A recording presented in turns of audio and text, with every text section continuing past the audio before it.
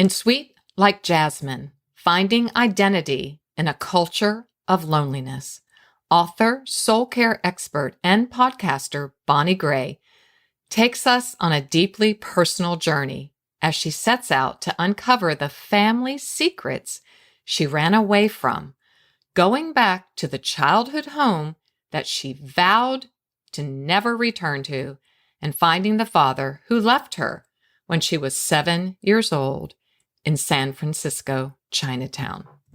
As an adult, Bonnie overcame mental health issues, panic attacks, anxiety, and depression stemming from childhood trauma, sexual assault in college by a guy in her Bible study, and PTSD.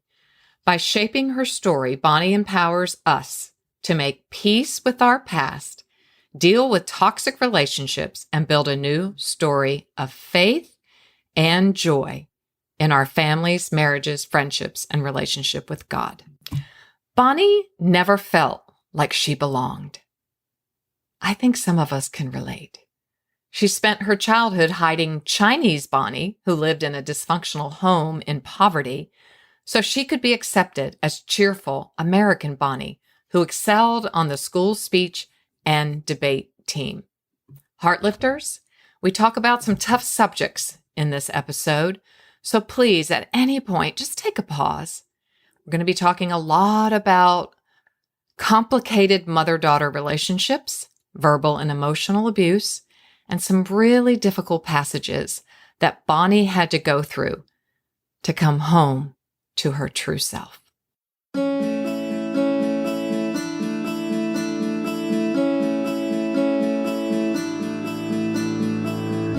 Sometimes the story we tell ourselves is not really true. Sometimes the story others tell about us is not really true. Here on today's Heart Lift with Janelle, we are going to learn how to rewrite our story. So pick up your favorite pen and journal, grab a cup of something delicious, and start your heart-lifting journey towards living a meaningful life.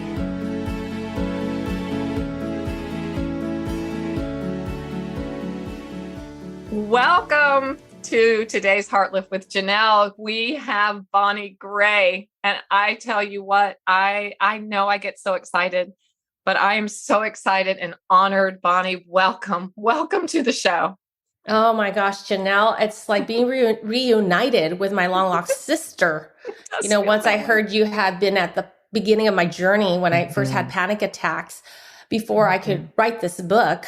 Yes. You were there reading Finding Spiritual White Space. And so I'm like, okay, I'm just talking to my sister. And I said to you before we started this podcast conversation, you ask me anything you want because I'm tired of not being able to see women lifted up. Not all of us live the cookie cutter story of faith, and our stories matter.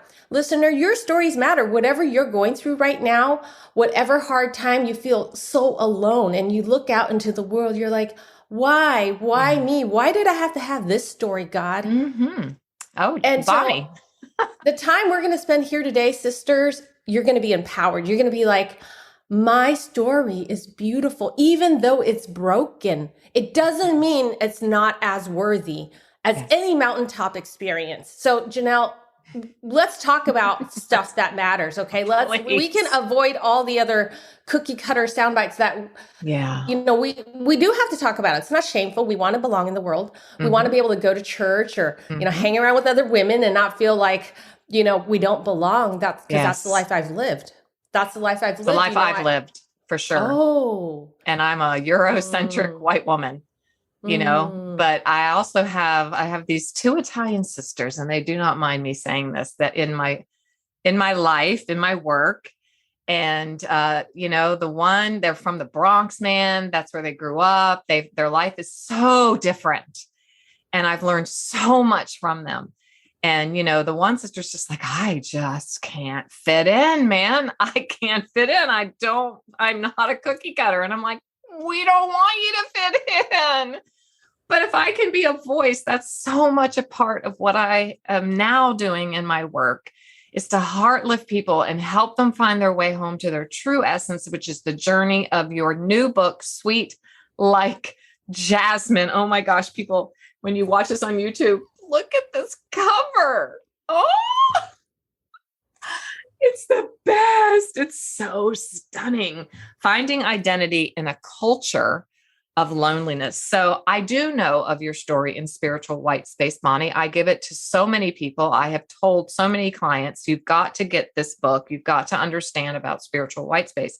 So for those of us who don't, let's just take a little tiny breath. And what was that about as a precursor to Sweet Like Jasmine? So Spiritual White Space, yes, you do talk about PTSD. Just give us a little understanding or even link it with Sweet Like Jasmine.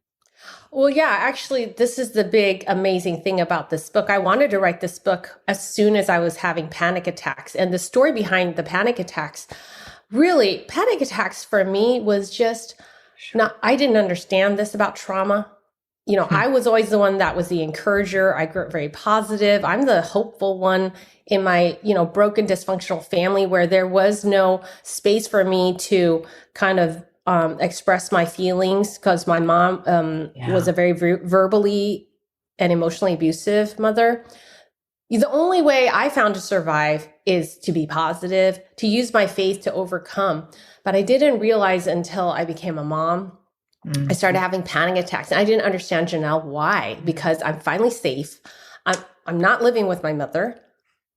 I got married later in my life in my 30s. I was single until my 30s. And it's almost like I took this big exhale. That's correct.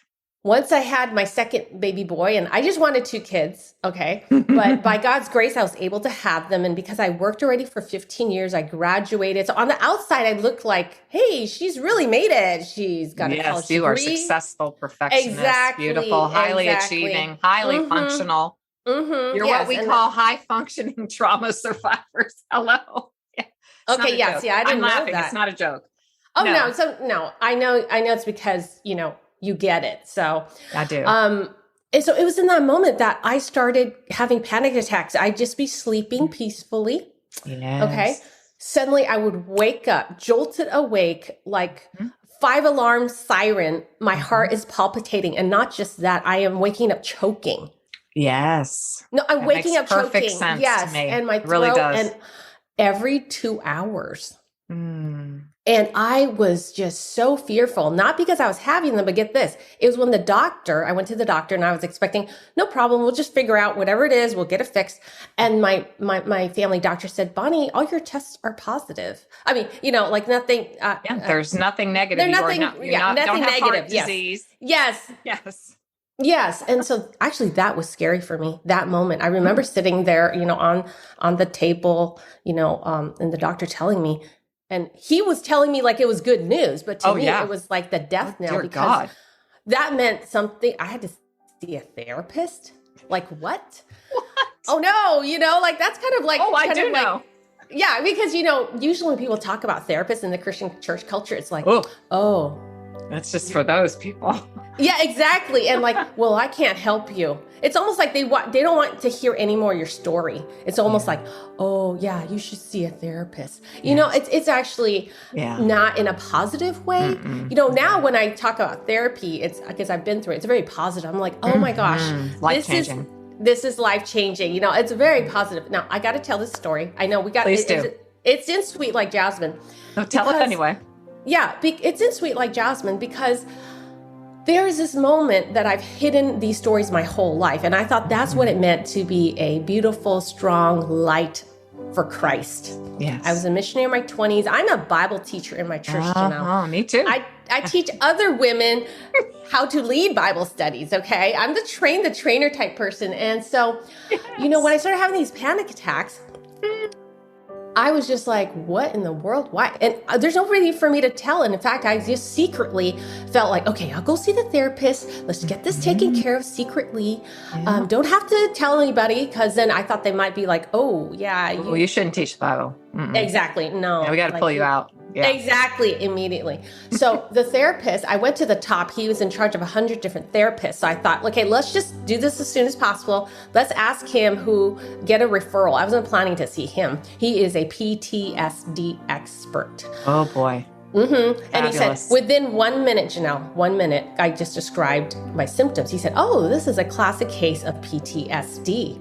And I said, what? I go, I'm not a soldier. I've not seen any violence. Nobody's been blown up in front of me. And he said, well, did you know, Bonnie, this changed my life. Did you know that verbal abuse and emotional abuse has the same impact as physical abuse? It does. I have several podcasts for those who are listening. You can go back to prosody, power or poison, which is the tone of voice in which you're spoken to, and then the anatomy of yelling.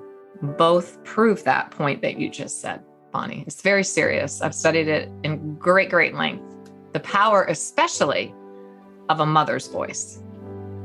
Oh, wow. You're healing. You're bringing healing to my heart right now. I hope so, because a mother's voice, it's been proven. I can send you all the studies that say a mother's voice is absolutely the most formational aspect of a child's life. And that can be a heavy burden when I share it somewhere. People, all moms are like, oh my God, I'm screwed. Whatever, excuse my language. But, it's like, but it's the truth. What a wise doctor. God loves you so much to lead and guide you to that. Yeah. So that had to be a hard pill to swallow, though.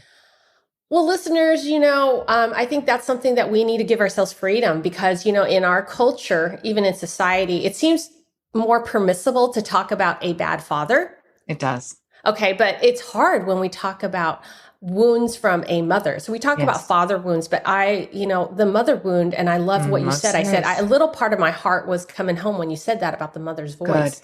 Good. Because maybe you've also experienced healing and you might be wondering, well, why are these pieces of me still kind of being flustered? And I think healing is just a continual blossoming. So for instance, Sweet Like Jasmine, the book is named Sweet Like Jasmine because in the Chinese culture, the jasmine flower tea is the most fragrant and most popular tea. It's very beloved. So dragon pearl jasmine tea, that bud is tightly closed and dried. And so many of us are like that. We're just so tightly closed because by God's grace, we needed to protect ourselves. Without God a doubt. Understands. And so there's no shame that we have not spoken up previously. There's no shame. There's just only grace, and you've done good, girl. You've done good. But now it's a different season of our lives. Just like jasmine tea, you know how it becomes fragrant?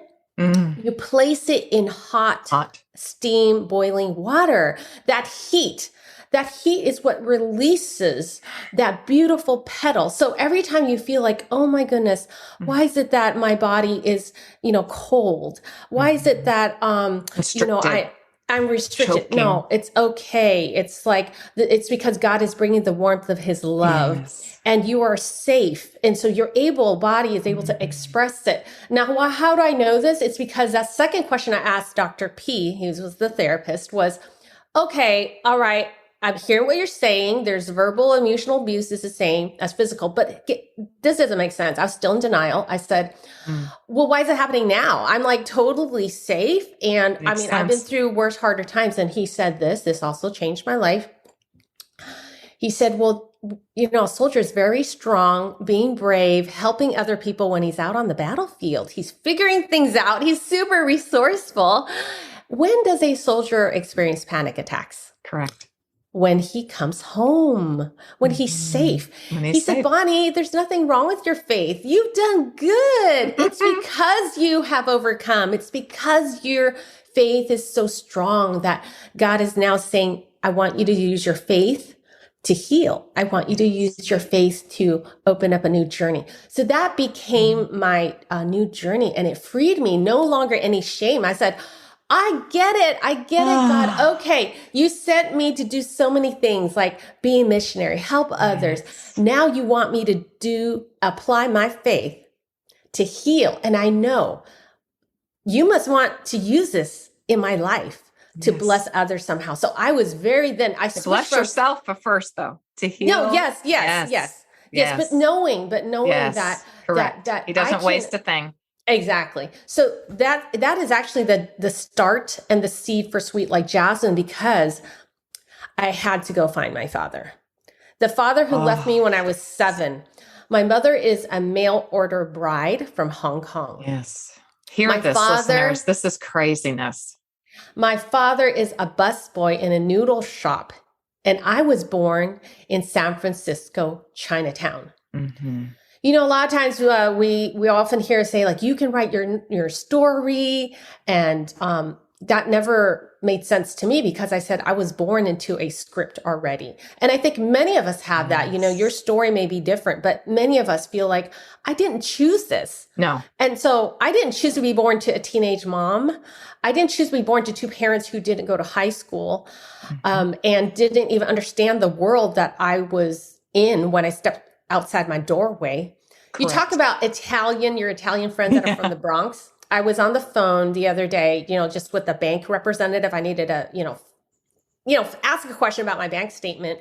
And this is a guy with a heavy Bronx accent, and I was like, oh yeah. Oh, thanks for your help. I said, I'm actually coming out with a new book, and gosh, this is like, you took the stress out of this problem. Thank you so much. He's like, oh, you have a new book? What is it about? So I love it. I know. So I told him about the book, and he's like, this is a line that I said, you know what? I've hidden this part of myself my whole life, friend. Jordan, I said, I step out of the doorway. I'm another world. Okay. I'm talking, I'm chatting, I have all these friends, but I step through the doorway back home. My home life is chaotic. My home life is very stressful. My home life is very lonely. And I never truly existed in one place, not all of me. Right. Home life Bonnie, outside world Bonnie. And you know what Jordan said? The guy that's from the Bronx, he's like, oh, wow, I need to get that book. Yes, he said, I get that. He's like, my Italian family is the same way. Exactly. Yeah, I know. Those of you watching on YouTube. Yeah. And he started to tell me his story. He's like, I love how you said that. Yeah, exactly. I can't do the Bronx accent. I know. But the minute I walk in my door, he's like, yes, bim, bam, bam. He's like telling me all this stuff. Bim, bam, bam, Okay, so my point is that, those parts of our stories that we hide are actually the parts that God wants us to open up and share with the world, because that's how we connect with the people that are in our world. And God shows up in different journeys of life, different stories, different locales, different economic stratas. And so how does he do it? He sends us. So this is what happened with Sweet Like Jasmine. I had to find out where my father was, because I actually never really cared, because I thought when I was little, I said, where did he go? And my mother wouldn't allow me to ask those questions. When the morning that my father left, there was a suitcases right next to the door. I was just rubbing the sleep out of my eyes. And it's such a chaotic scene. Like you wake up and you're already in a chaotic scene. And you're 7. Yes, I'm 7 years old. They're screaming. Everything takes place at the screen door, doesn't it? Those yeah. Oh yeah. Are I've got memory leaving. of my own. Yes. Okay. Yeah. So I was like, what's going on? And I'm just like watching these two people going back and forth, really going at it. Next thing I hear the screen door slamming. I hear the tires of his green Olive Nova peeling off the driveway. It's like a clap of thunder in our lives. It is. It hits you in the heart. And I was like, Mom, Ama, that's for Chinese for mom. Ama, where's Dad going? I'm crying, right? I don't even know what's happening. And she's like, get over here. She pulls all our family photo albums out, takes out all the photos, and starts cutting, shredding all the photos of my father. And she gives me a pair of scissors. She's like, pull out his photos. I want you to start cutting his face up. And just sorry. Goodness. Just like these photos that are under like the lawnmower weeds, right? Thrash. Yes. I'm trying to hide one photo, Janelle, of my father. So did you? Yes. I tried to. She said, what are you doing? She caught me. I said, Mom, I'm not in this photo. You're not in this photo. Can I just keep one? She said, why? Why? You like him so much? She grabbed me, pulled me over to the phone. This is back in the day when phones used to be on the wall with a cord. Yes. And she said, go pack your bags. Go. You like him so much? Go pack your bags. I'm calling him. He's going to come back right now. You can just leave.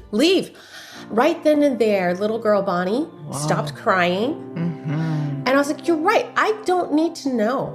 I don't need to know. No, I want to be right here. I don't want to go anywhere. And it's just kind of a metaphor moment. Each of us have had those moments where we realize, you know what? It doesn't matter how I feel. No. our question, who are you to question? Mhm. Exactly. Right. That's the power. That's the power of a mother, though. And so then you're split up in having to make a choice deep down. That you talk about invisible wounds. To me, that would have been one of the greatest for sure.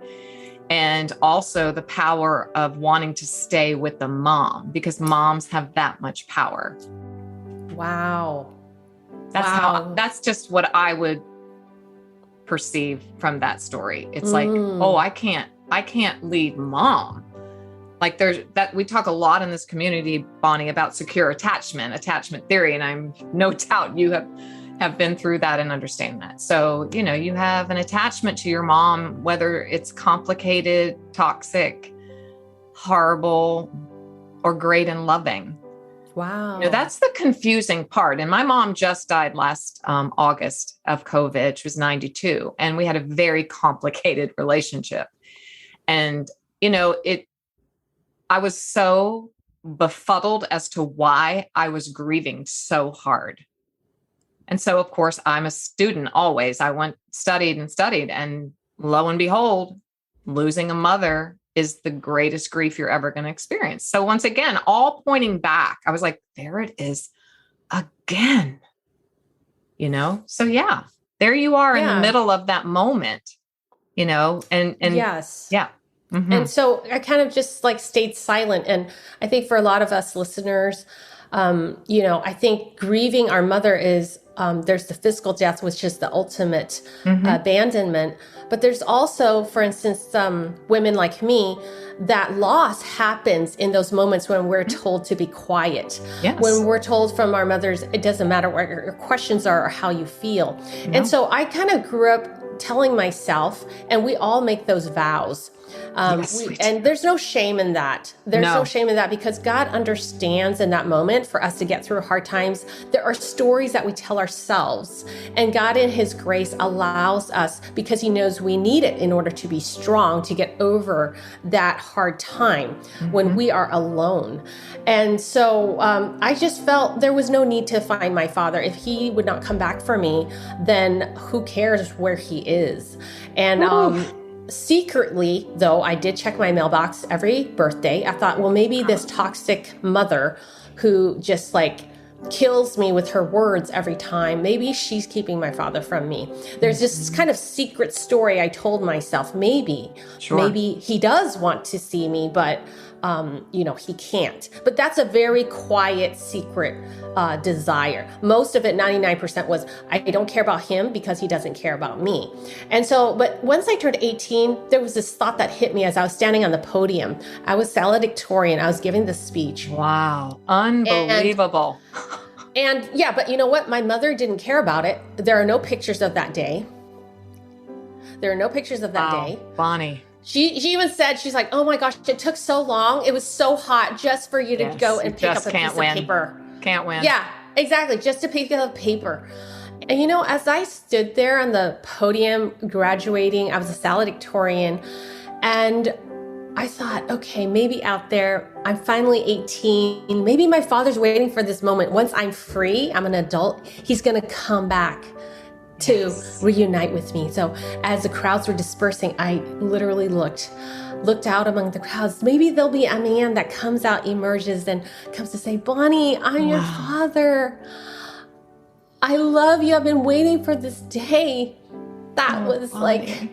The desire of my heart. There are tears because I relived that moment. That's how deep that longing was. And you know what? There was no one. There was no one that came to shake my hand or to say that he was my father. And it was right there when I turned 18. I said, girl, you're 18 years old now. You're a full-grown adult. Leave this childish wish behind you. Oh boy, that's the vow. And move on with your life. That's my vow. And so it never bothered me anymore from that point on. And I just wanted to write a news story. And it was funny because, among our Christian culture, we'll often say, you are a new creation. The past is already, gone, and new is the head. And I was like, yes, I like that. I like the sound of that. Sure, I'm going to grab onto that. Yeah, exactly. Blank page. And it wasn't until I had my second son, Caleb, I named my sons Josh and Caleb. No, you didn't. Caleb's my absolute hero. Oh, He really is. I know. And so I said, just to remind me, I'm building a new legacy. I can just let go of the past. They're my new legacy. But you know what? When my second baby was born, oh my gosh, I don't have a mom to come help me. Okay. I don't have that. I don't have any grandma to come help me. Oh my gosh. I said, I need this older brother, Josh, to be in preschool to make popsicle stick art for a few hours so I can breathe. And I was looking for his birth certificate to sign him up for preschool. And I stumbled on my own. Oh boy, this point in the book is just. Yeah. So I never looked at my birth certificate. If I needed it, I just kind of like stick it in front of somebody's like, here, you prove your identity or whatever it is. But then I look at it closer. I look at it closely and it says I was born in a hospital called Chinese Hospital. And it's just like, what? Like, why was I born in a hospital named after an ethnicity? Correct. And in fact, it's the only hospital in America that's named after an ethnicity. And I suddenly became curious, and God is so amazing. Like, he knows how to compel me. He's not going to compel me through something, like I wasn't interested in. The storyteller me, the one that's what I was going to say. Novels. If I can interrupt, even the storyteller in you as a little girl at 7, yes. You're writing a story. Like I felt the same way. I felt my calling in the midst of chaos at age 7 and 8 and 10 myself. And now as we have the hindsight, because it's always 2020, and the wisdom, because life is lived forward and understood backward. So to be able to look back when you were telling that story, I'm like, you were already within the story of your memoir at that time. But go ahead. Yes. No, but I didn't know that. No. We don't know. Yeah. So that's beautiful that you said, we live our story forward, but we understand it looking back. And so I didn't know that. Wasn't informed like you are trained, So, but it's interesting. God compelled me by a birth certificate. Okay. Got me curious, the storyteller in me. And it's interesting you said as a child, because that was my only safe place. My first friends were books. Mm-hmm. Yes, those are like my truest friends. Okay. What was your first book you read that you remembered? I would love to ask. Do you remember? Gosh, the first book that I read. Okay, well, it's not a real deep book, but when my parents broke up, I love Mrs. McKay. I always remember her name and her voice. She would take time out in the middle of our school day to read her favorite books to us when she was a little girl. And Pippi Longstocking. Yes, I love it. I love Pippi Longstocking. I'm like, I'm Pippi Longstocking. Yes, she's yes, and she's very spunky. Mm-hmm. And she's not like any other little girl stories that I had seen in those picture books or whatever. I'm like, oh my gosh, like I'm so happy you said that. That's fantastic. Thank you for sharing that. Mine was dance to dream. It's still who even knows? I don't know a thing about it, but I was a dancer and I wanted to dance to dream. So anyway, that's a fun thing I wanted to ask you. So Pippi gave you some fun. Some pips. Yeah, like, exactly. Yeah. She's saying like, you, that's you. And so like, cause I grew up in the Chinese culture, girls are not, valued. I mean, I'm not saying right now. So, don't listeners, it doesn't mean if you meet a Chinese American, friend, it means, oh yeah, you guys don't like girls, it's not that. I'm just talking about in my family. Okay. And in very old school, traditional Chinese Chinese culture. Correct. Yes. They were immigrants, your parents. So, exactly. And so it's like, in the Chinese culture, when you get married, you take on your husband's name and you actually belong to the husband's family. You no longer belong to your mother's family. You have to serve the mother-in-law. You have to serve your new family. And so she's like, she always told me like, oh, you have no value. There's no really use for you anyways, because you're just going to end up leaving me and you're going to, all this hard work I have in feeding you, you're just going to end up, serving somebody else's family. Wow. But my journal was a safe place for me. My books were the safe place for me. So every time my mom would be raging or yelling, I found joy and comfort under the covers after she stopped slamming the doors and the house was finally quiet. What would I do, friends? I would take out my flashlight. I would go under the covers and I would rest in between that space between your bed mattress and the wall. that little breathing space. And I'd be able to open my book, and everything that was ever broken and ugly that was spoken to me would all fade, and I would have the beauty of these words. And that's why I feel it's an honor to write Sweet Like Jasmine, finding identity in a culture of loneliness. I want you to find that breathing space. I want you to be able to find that place where you are truly free to be yourself. And in that moment, when you look back, we'll be able to find that God was with us. Sometimes when we go through hard times, we just need to get through it, and we're afraid to go back. But Jesus calls to us so gently. I want you to go back with me the second time, because when you went through it the first time, you were alone. And now I want to come back with you a second time. I want to walk through it with you. And I want to tell you what I feel about you, what I think about the situation. And I want to hold your hand, and now it'll be different. We will rewrite, not erase the past. No. Okay. Integrate. We will rewrite the past together with my love, with my whispers of love.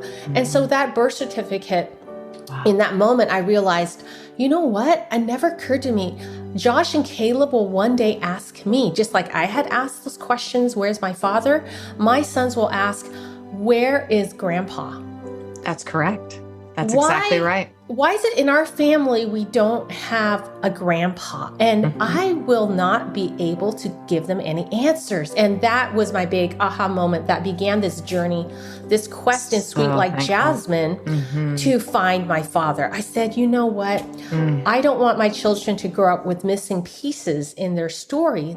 That brought me shame, a feeling of like a missing piece in my life that made me feel like I didn't belong. That belonging isn't social. It's not like I don't have friends. I have tons of friends. That's correct. It's internal. There's just this part of you that you just feel like I'm always having to kind of find myself.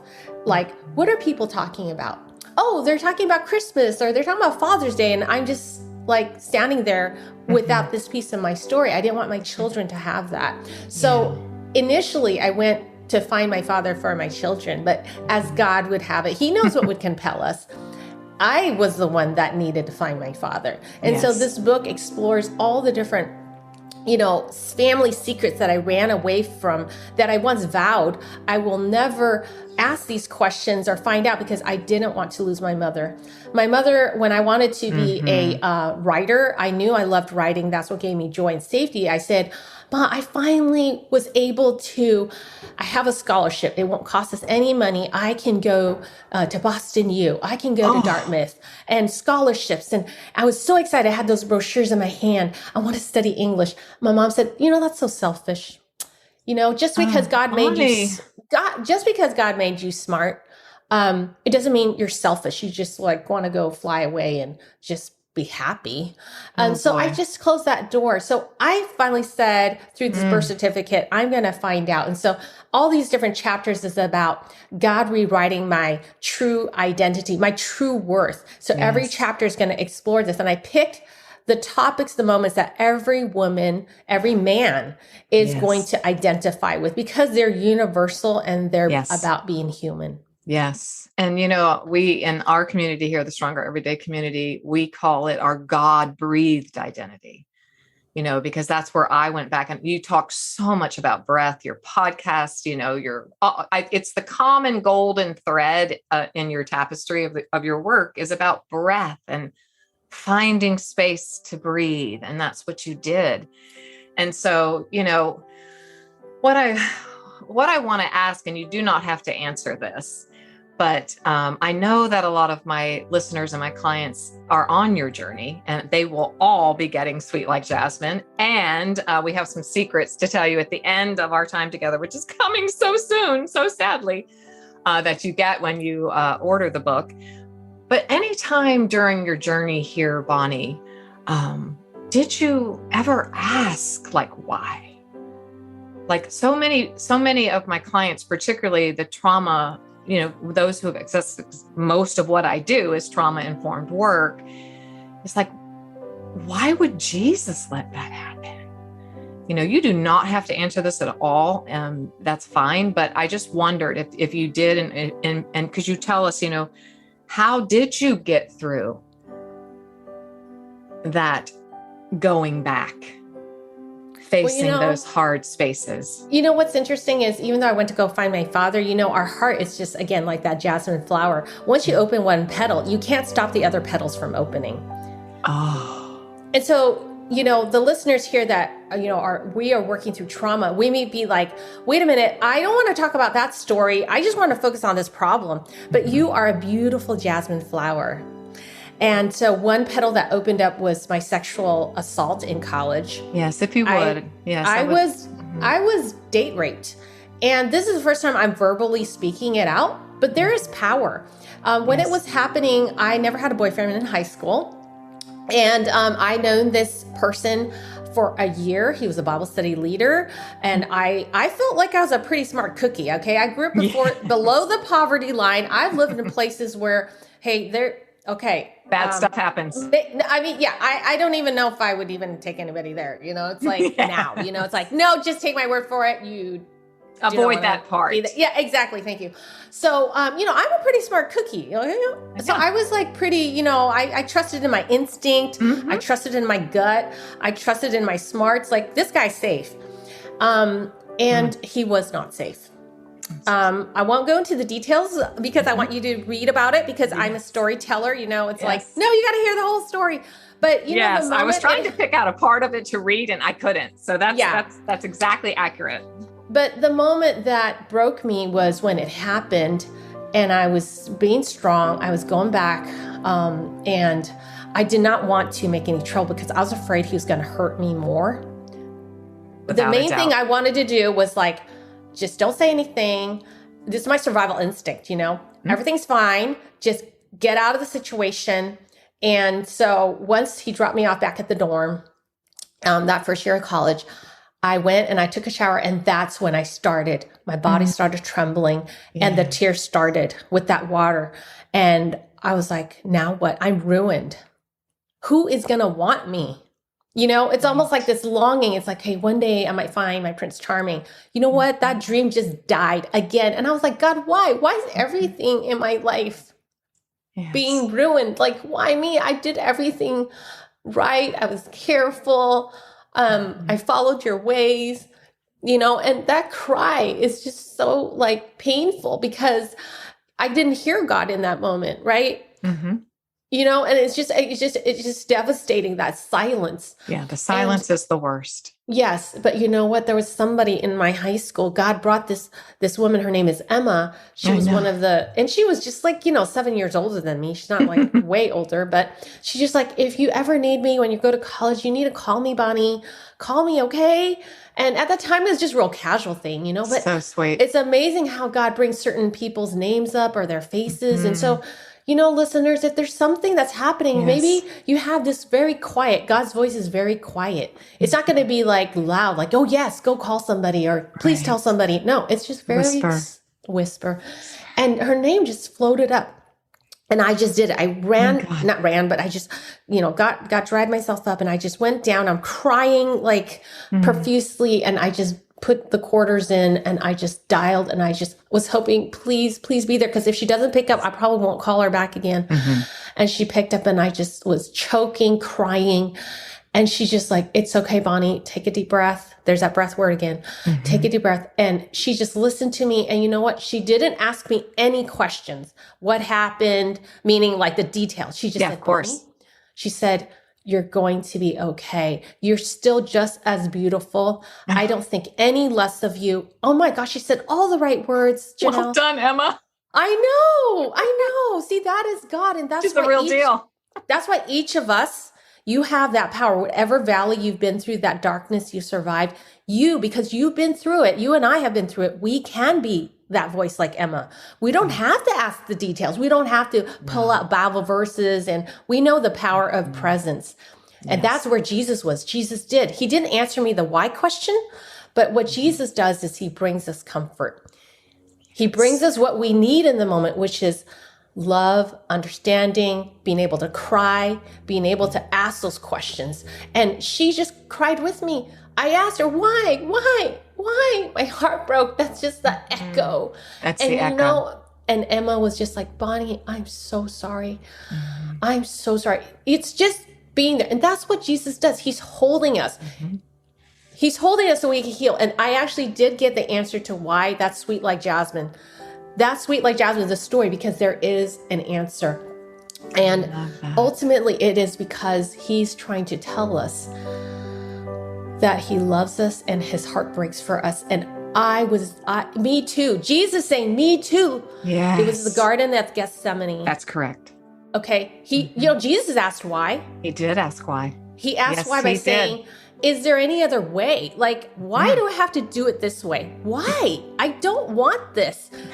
Okay, so we often skip over that sure scene and get right away to, oh, not my will, but your will be done. People just want us to say that. It's called spiritual bypassing. We're real good at spiritual bypassing in the Christian community. It's what I pound the table over now that I know what I know, and now that I've been able to, have God help me, have the training and the things that I have in my life.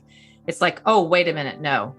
We're not just going to put a nice little Jesus cares. And Emma didn't do that. It sounded like the empathy that came from Emma was the healing power. That was the voice of Jesus where it's like, this is terrible. There should have been another way, like this is wrong. You don't deserve this. This is, so that's like Jesus in that moment. I mean, he was only able to say that after it says he fell down face on the ground and his sweat was like drops of blood. Yeah. And I feel like, once I had panic attacks, I read that scene so differently. I'm like, oh my gosh, you know what? I think Jesus was having panic attacks. I think so. I know. Okay. It said he fell down. I mean, that's what happens when you have a panic attack. That's what happens. You literally fall down. You just cannot breathe.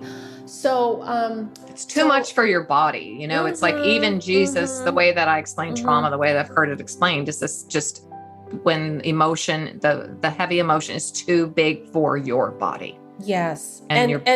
So. Exactly. And so, when we are overwhelmed, we cannot hear God's answer to why.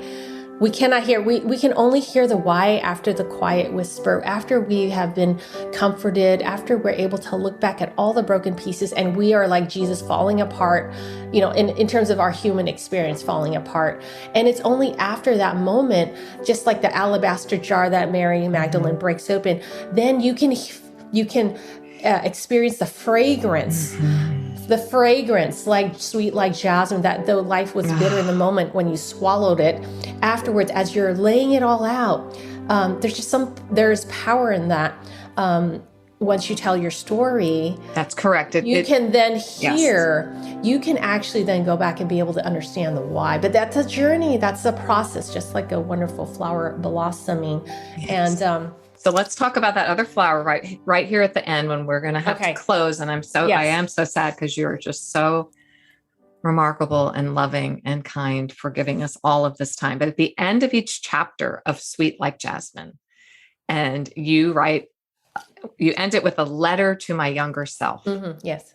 And I just love that. And then you give us 3 questions. And you talk about your story of date rape in the chapter that's called Lotus Flower. I love lotus flowers.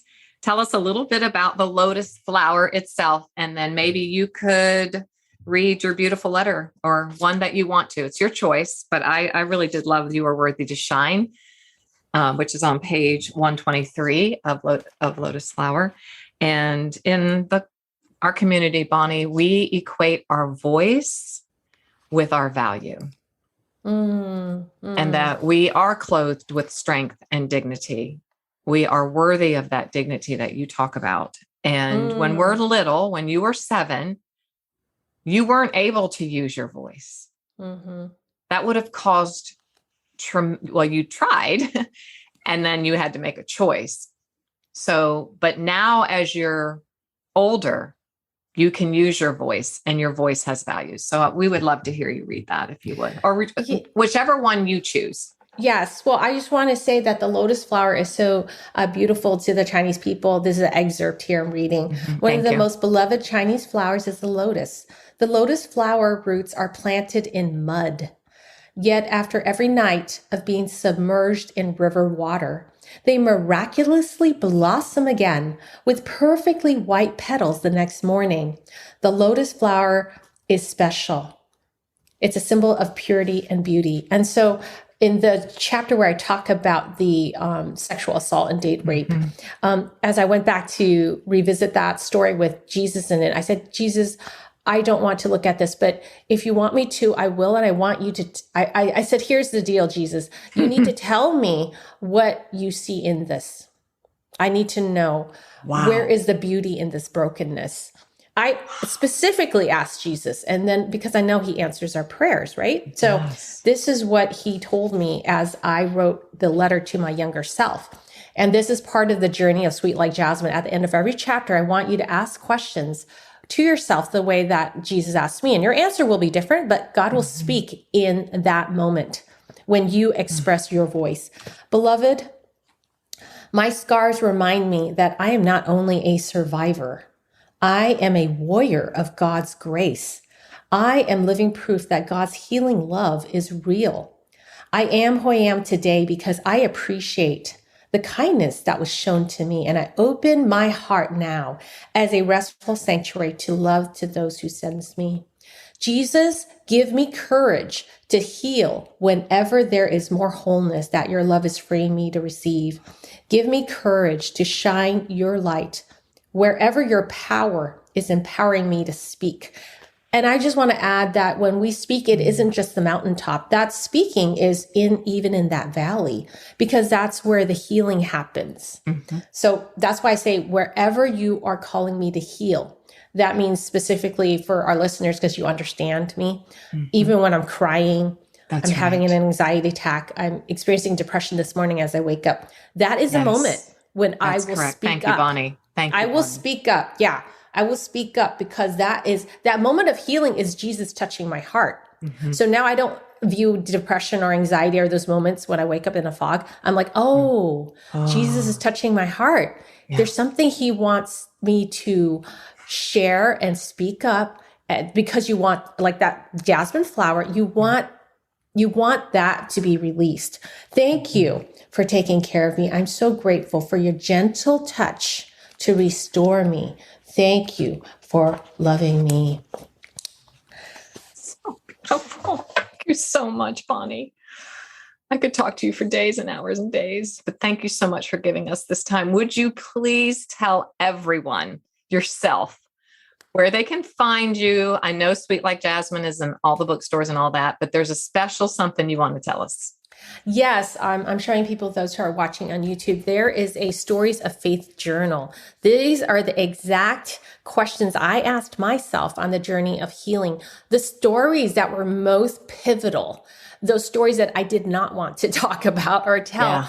But you guys, since you're a listener here with Janelle's podcast, you're my people, you're safe people. I'm going to tell you. We are safe people. The readers are not going to know, by the way. This book became #1 new release in Christian biographies. Yes, thank you for sharing. Yes. And what's interesting is that they don't even know, the beautiful questions they're going to be asking. You guys will understand it. There are 28 of the most pivotal questions I'd ask about myself, about my true worth. For instance, here's one. What would you tell your younger self about the times you felt rejected? What are the vows you made to yourself? What were once those vows? And then I have a beautiful verse in scripture, because, we don't have the courage to talk about these stories, but if you hear the loving voice of God, then it's like, you want to know God? Okay. All right. You want to hear it. I'm going to give it all to you then. You sure? It says here, I lead them with cords of human kindness. You see, God, we need the human voice. Cause like you said, Janelle, that maybe the father's voice that harmed us, the mother's voice that harmed us, the ex-spouse that abused us, harmed us. Maybe it's your child that's harming you. Or a fellow sister in Christ. Exactly. Let's be very real here. That was the next person in that list. That was the next person on the list. Yeah. Your pastor, the person in your Bible study group, that was the next person I was going to say. The church.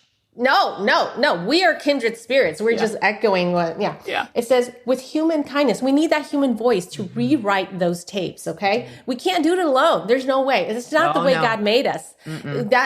See right here, scripture says, Hosea 11:4, he led them with cords of human kindness. With ties of love. To them, I was like the one who lifts a little child to the cheek and I bent down to feed them.